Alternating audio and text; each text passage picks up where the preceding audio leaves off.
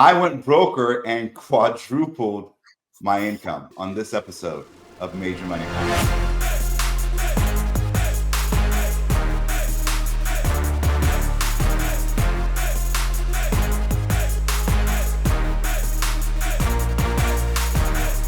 All right, welcome back. This episode of Major Money Matters, kind of unique. We're going to step in and have a conversation with a good friend, a guy who's become a good friend, part of my team, when he gets the opportunity to share his story.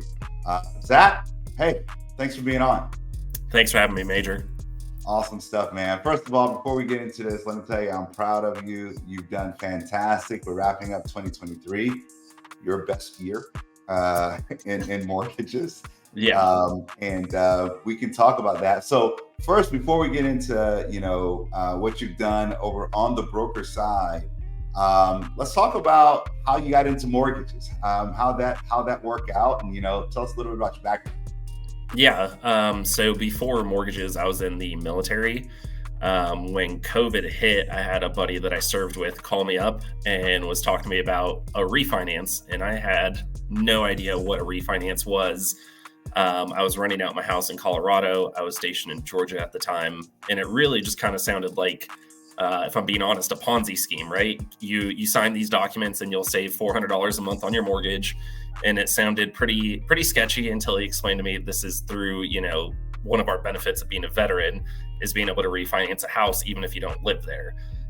So I really started picking his brain about what the job was and how to get licensed and everything. So kind of ended up just diving into it head first, reading the VA handbook, then ended up taking the test because I realized I could pretty much understand what was going on for the most part. Rules, regulations, very similar to the military lifestyle of any, AR, FM, anything that you got to read. Started with a tiny little retail shop in Georgia. It was about I made the fourth person there in the office, was there for about 7-8 months until I got out of the military. I actually started originating my last year in. Realized I didn't want to stay at the company I was at, decided to give a large, retail company a shot because I thought bigger company would be better for me. Was there for about a year, realized it wasn't better, especially after I got the phone call that they were shutting down my branch and I had to scramble to find a new location to hang my license. That's what got us in communication from there and really led me over to the broker channel. I heard a lot of rumors, a lot of myths about the broker side.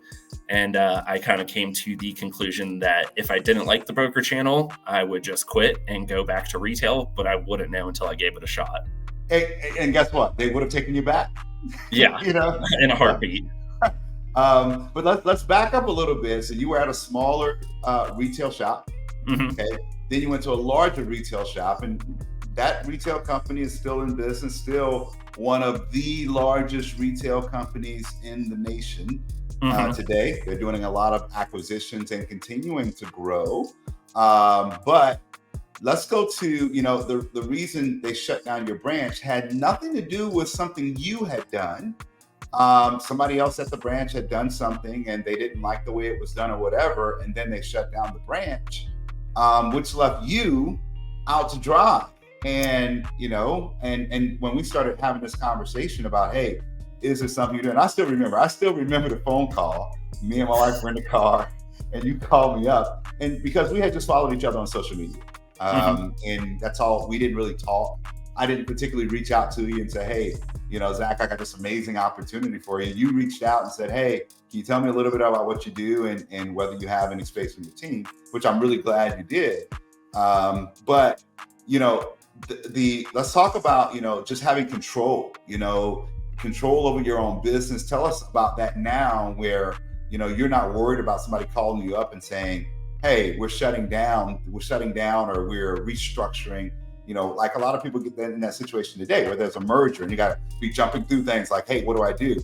Talk about the sense of ownership that you now have, being a broker and kind of running your own thing and really owning your own business. Yeah. So kind of leads back to our initial conversation. One thing I didn't know about retail is that they own your book of business. Everything you put into that CRM, Encompass, whatever you're using, it belongs to that company. And that's something that I had to sign acknowledging that everything in their system belonged to them. And the big thing that really stuck out to me when we discussed the broker channel is that this is your book of business. It does not belong to anybody other than you. Your CRM is your CRM. No one's going to take that and close it away from you, which I really stood out to me, especially after having an active pipeline. I had loans that were getting ready to close that, at the end of everything, I had to sign that I wouldn't solicit them. I had to do a non-compete for, I think, about 12 months with that company in my old pipeline. So there was a lot of things like that. The other thing that really stood out to me on the broker channel was that my old company, I had to promote the company. I had to promote, that large retail company's branch. I couldn't promote Zack Tarbet, the lender. It was all about that company, the military team that I was a part of. When as I moved over to the broker channel, it's about us as individuals and really branding ourselves, which to me stuck out the most. So they're not looking at Edge Home Finance. They're looking at the Tarbet Mortgage team and how I run things. When I was on the retail channel, they told me if I wanted to open up a branch, I had to close about $50 million to even be considered a branch manager at that company. Yeah, absolutely. So one of the things that, people say when they're thinking, and I was in a Facebook group today, and somebody, I don't know why people do this. I think they try to just like poke the bear or something like that. What they did is they posted their rate sheet. Now, first of all, let's stop there. Okay. Now, because when you look at the title of this video, and I told you what I'm going to roll the title out as because it's true, and you've had a fantastic year. Let's get that out of the way. You started out, you were at one retail company, went to another retail company. We came to the broker side, and we're not talking about you quadrupled your income from 2,000 to 8,000. That's quadrupling technically, but you had a fantastic year, over six figures, and doing a great job serving clients. But people would think like, well, hey man, you guys are all about the money, and it's not. We're really not. We're about serving the client better. But when it comes down to the reality of it, there's a lot of stuff that's built into your pricing when you're at that retail shop. And a lot of stuff was built into your pricing because you can do pricing comparisons and look at like, oh crap, this is what the rates are over here. This is what the rates are I'm offering veterans, especially when we're serving veteran clients, because that's our tribe, that's our people. You're a VA guy, I'm a VA guy plus, but talk about the difference you saw in the interest rates and what you were providing to your clients when you came over to this side versus when you were over at the retail shop. Right. The rate difference was a night and day comparison almost. I don't know exactly what margin my branch was running, but I would assume on VA it was easily about 400 basis points compared to Edge. We're running, if you're a lender paid, you're running 275, borrower paid on VA, you're running 100 bit margin. But I really noticed it because the first deal I had in that 2-week limbo from my old company to Edge, I had a guy, and I remember it night as day, the realtor didn't want him to work with the lender that he was assigned to. I called him once I had my sponsorship activated, and he said, hey, I'm already locked in with another lender. Sorry, I can't use you. I said, let me do a free comparison. If I can't beat this other lender, I'll tell you to stick with them. No questions asked. I remember the rate, it was 6.25, a VA purchase, and they were charging this guy 3 discount points plus an origination fee. I submitted a loan estimate to him with no underwriting, no processing fee, just 1 discount point, and it saved him $12,000 just in lender fees alone. Wow. So when I slid him that comparison, my cash to close was $3,000. The other lenders was about $19,000, and I let him know this is strictly because of what this other lender is charging you in fees. And that really just, a night and day difference, $12,000 difference in savings off the bat compared to another company I was going against at the time. And that's sometimes what people don't understand loans are like, buying this sweatshirt, somebody took some raw materials and threw it together, some labor was put into it, and then they sell it to me at a retail price. And it's just like anything. But, when we do loans and you look at these large retail companies, the fact is, you have a branch manager, a vice president, a regional vice president. You have all of these people where you, the originator, are going out working with the realtor and getting these deals and doing all these events and doing these deals and get these deals under contract. And when you go under contract, your pricing is going to be so high because people who had nothing to do with putting that loan together is actually getting a piece of that loan. So, and really on our side, we don't do that. I mean, Zach, you have your events that you do. You do a great job teaching classes out there, educating and stuff like that, working with realtors. And when you fund a loan, you pay a flat broker fee to the brokerage, and it's consistent. You know exactly what it's going to be. It's going to be a flat broker fee, but we're not paying all those other people, so our rates are lower. Okay. Right. And that's been really what you've experienced. What's been the greatest things when you talk about, your income multiplying, relative to, what's going on with your income multiplying this year? What has been the greatest service that you've been able to offer to your clients? And you mostly service veterans. What's been the greatest thing that you feel confident about offering to your clients? I really think the ability to shop around. The biggest misconception that I see, with the veteran community, when they're looking at VA loans, they think whoever they talk to first, it's typically a company that has veterans in their name, that they have to stick with them. Very uneducated on being able to shop around and how, they can do it. So I love the ability to tell them, hey, my job is to do the shopping for you. Instead of filling out 4 or 5 different loan applications, I'm going to go ahead and shop all the lenders that I have to find you the best rate and service. And I think that's what's really helped me stand out. Before, whatever rate I had that day at my old company, that's the rate you got. And if I wanted to get competitive on that rate, I had to cut my own commission to give you some kind of rebate, compared to the wholesale channel where our rates are already better. We run a thinner margin than that retail because we're not paying all these corporate people above us. And it's really been allowed me to stand out and better give veterans a rate that they actually deserve, versus I felt at my old company, we were really taking advantage of veterans because you're charging so much more to give them a VA loan compared to the broker channel. I've really found the savings for them take place more on this side. It really kind of is disheartening to me sometimes when people sit there and they say, hey, I'm for veterans. Okay, I get it. You're for veterans. And you, the individual, you're for veterans. However, when we look at these comparison of these two rate sheets, when we look at my rate sheet and your rate sheet, my fees and your fees, if you're really for veterans, you should really tell the veteran to go with my deal. You should really tell them that, because it's better for the veteran. And that's it's kind of disheartening for people to say, well, I'm really for veterans, but yet you're giving these higher rates and higher fees, and you cover it up with, I'm just for service, or I provide a great service or something like that. When really, Zach, the service is with you. You're the one educating. You carry the service. If I left Edge Home Finance, which we're both part of, don't think I ever will, but if I left Edge and went to someplace else, I carried my service with me. Okay, the service doesn't leave, and you have so many of these loan officers that are saying, "Hey, our rates aren't the best, but we give great service." Like, what's that crap? You can do both. They're not mutually exclusive.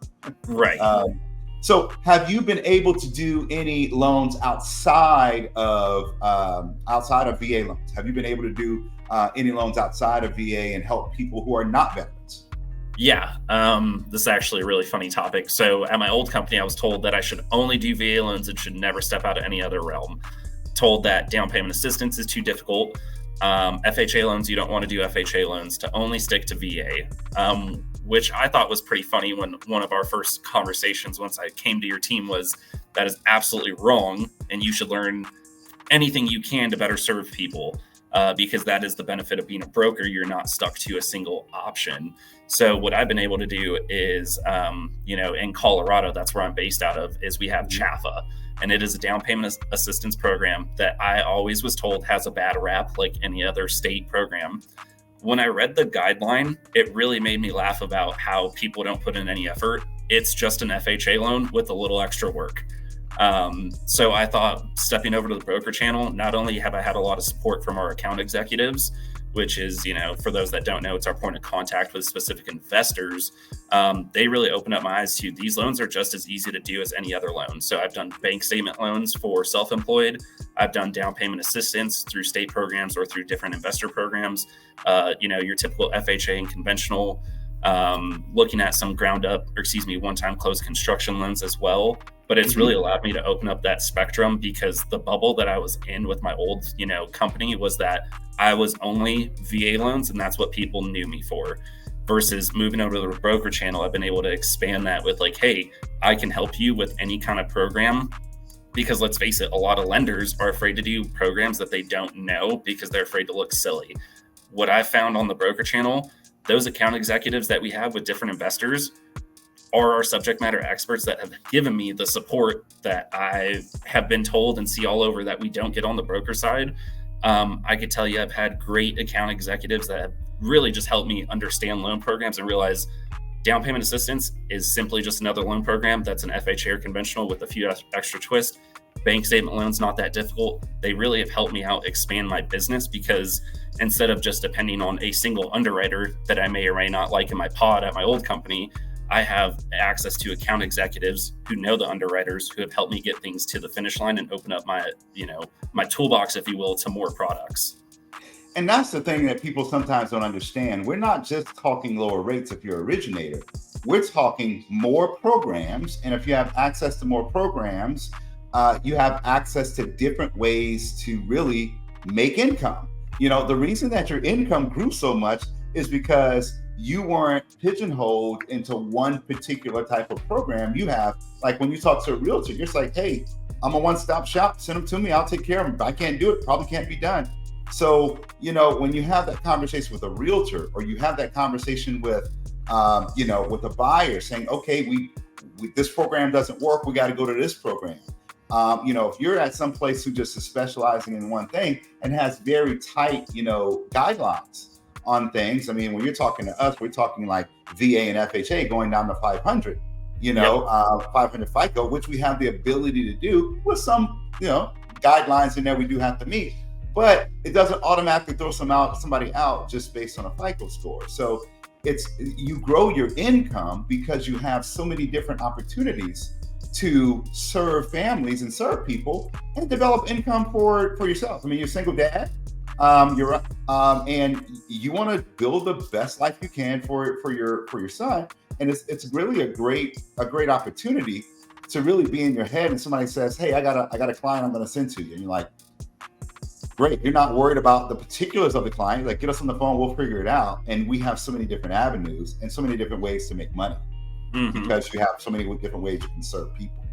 Right. You talked about AEs and account executive. And really, this is one of the things that really gets on my nerves about people saying, hey, you don't have any support. Now, Zach, when did you come over to the broker side? Last October, so a little over a year. Okay, cool. So you spent almost a full year. I mean, we're 3 days away from the end of the year. As of the recording of this, you spent a full year over here.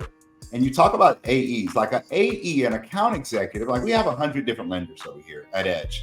Yeah. Having an account executive is like having 100 different branch managers. So you got a challenge, you go to your branch manager and say, hey, how do I solve this challenge? If you got an account executive, you have 100 different branch managers that you can go to and try to figure things out on how to get something to the finish line. And then sometimes you call up an account executive and you say, hey, this account executive over here at this company says they can't do it. I want to know if you can do it. And there's some internal competition, like, let me see if we can do that. So, it's really different. People say, hey, you don't have any support or anything like that. I mean, you've been part of my team now for a year. Hopefully you felt supported. Yeah, definitely. Yeah. And talk about that. Talk about the support that you got when you first transitioned, the concerns you had, and how you have found it actually to be after being over here for 12, 13 months. Yeah. I think just any concern that any originator has, whether it's your first company or a second, third, whatever the case may be, is how does it really work once you get over there? And I think what you did is you didn't have any fluff to it. It was very cut and dry. So when I moved over, I had Brittany helping me how to, use lending pad and stuff like that. Brittany is my processor now, and she's been great. Very contributing factor to my success this year for sure. And I think she helped me understand what systems I needed to use. And then it goes back to leaning on our account executives, because every lender has a different, point of sale, if you will, or LOS. So they really helped me walk through, okay, hey, this is how you're going to upload the file. This is how you're going to do it. And then I think internally at Edge, just the support that we have, you're surrounded by people that are committed to sales, which is my big thing that drove me to Edge. It's not just this person doesn't do sales, but he's going to tell you how to try to sell. It was, I think the term that you told me was that Edge was for producers when I came over. And I really saw that. You see it, the connection that people have. I went to UWM within my first 60 days to the All Edge success track. And you really saw people brainstorming off each other, right? Marketing tactics. How are they selling? What's their market like? So from every part of moving over to Edge, right? From the back end support with processing to how the investors work, I've had just enormous success with everyone helping me out. It goes back to, I thought I was going to be left to dry because it's what you hear coming from retail on the broker channel. And it was the complete opposite. I had everybody calling me, hey, do you have your logins? Do you have this set up? Is there any issues? And that was the big, like, oh, this is fine. This is no different. I think you just get so used to when you onboard retail, you are so handheld through that onboarded process that makes you nervous. But Edge took care of everything.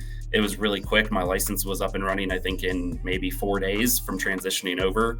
So, and then, like I said, the back end support to the investors, it's all been solid. Wow, man. Well, Zack, I can't tell you how grateful I am that you originally reached out to me and said, hey, can you find a home for me? And I said, yes, I will find you. Wayward child, come along. Yeah, a little lost. But I want to tell you, like, congratulations on a great year. I mean, you had a great year in probably one of the most challenging mortgage environments that we've lived through, and hopefully we have lived through it, because we're seeing rates come down, we're seeing a lot of buyers come back, we're seeing refinances come back, and you very strong, 6-figure income this year, and I'm happy for you, and I'm just excited to see what next year brings. And I'm excited to see you continue to learn and grow and grow your team, because you're bringing on people to your team also, because, at Edge, we have a recruiting incentive for the individual loan officer, and you could really build a team. And so I want to ask you that, Zack, what do you think, what characteristics is the ideal person to join the broker side and potentially join your team? I would say somebody who is a self-starter and kind of not happy with where their current career is at in lending, especially if you're experienced. I think somebody who understands what the ropes and then is also eager to learn. I think with any part of this career, you just have to be that self-starter. So willing to just get out there and have the confidence. I think moving over to the broker channel, the biggest thing that we don't talk about is it gave me the confidence to walk into any meeting, knowing that what I have is very hard to compete with. Because one question that you asked me, and this is something that sticks out, is, am I confident sitting down with a realtor? And when they ask me, how are your rates? Or how is this? I really wasn't confident in my old company. We struggled to get loans closed on time. Our rates weren't great. And that is the complete opposite of what I've been able to offer. So giving someone who's not confident that piece of confidence, I think, is the most ideal thing if they were looking to join the broker channel. Because let's face it, rates have been all over the place. It is definitely a difficult market. And your rate, people have shopped more rates this year than I have ever been shopped before.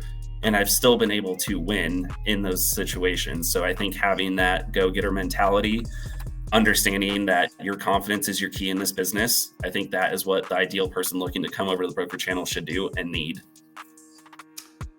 Couldn't agree more.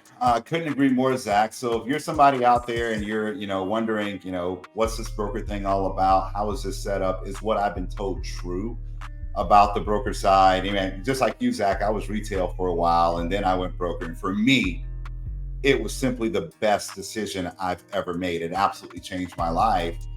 It really matured me from a loan officer into a mortgage professional. Because I know all of these things about all these different programs. And when people say things, even people say things like, you'll hear loan officers talking about things online, like, well, if you're doing a down payment assistance program, it's underwritten at the lender and then it's underwritten at the down payment assistance source. And I'm like, that's not true. I mean, that's might be true at your company, but not really true, where we are. I mean, if the lender says you're good, and it's move on. But there are so many things, so many misconceptions people have. So if you want to know about the broker side and what this is all about and how you can have access to more programs, close faster, be very well supported, the opportunity to build your own brand. We're part of Edge Home Finance, but you see Major Money Matters behind me. You see the Tarbet Mortgage team, that we build our own brand that's supported by Edge. And if something crazy happens with Edge, okay, great. I'll pick it up, move it over to someplace else, and keep doing what I'm doing. And Edge doesn't interfere with my freedom to build my business and build my brand, and do what I want to do with my brand. It's pretty phenomenal. Any closing thoughts from you, Zach, before we wrap this up? I personally feel like the broker channel has been the best thing that I could have done.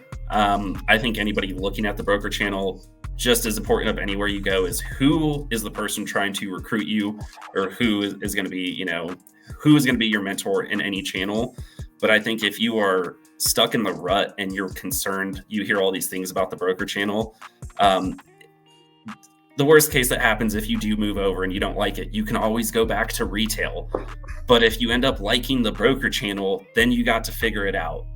That was just my big thing. You're never going to know until you try. I think it is a great opportunity if you are willing to take that step. There's just a lot of misconceptions that I think have been sprouted out into the mortgage industry. But for me personally, I don't think I would have, I don't know if I'd still be in the mortgage business if I didn't move over to the broker channel after the difficult, interest rates and everything like that we saw in 2023. I think my success is directly correlated to, one, I have a pretty cool mentor. He's pretty squared away. And then two, and then two is just the broker channel and being able to control your business the way that it should be, having the rates to be competitive, especially in the market that we saw with interest rates being so crazy. It is the best thing that I could have done for my mortgage career.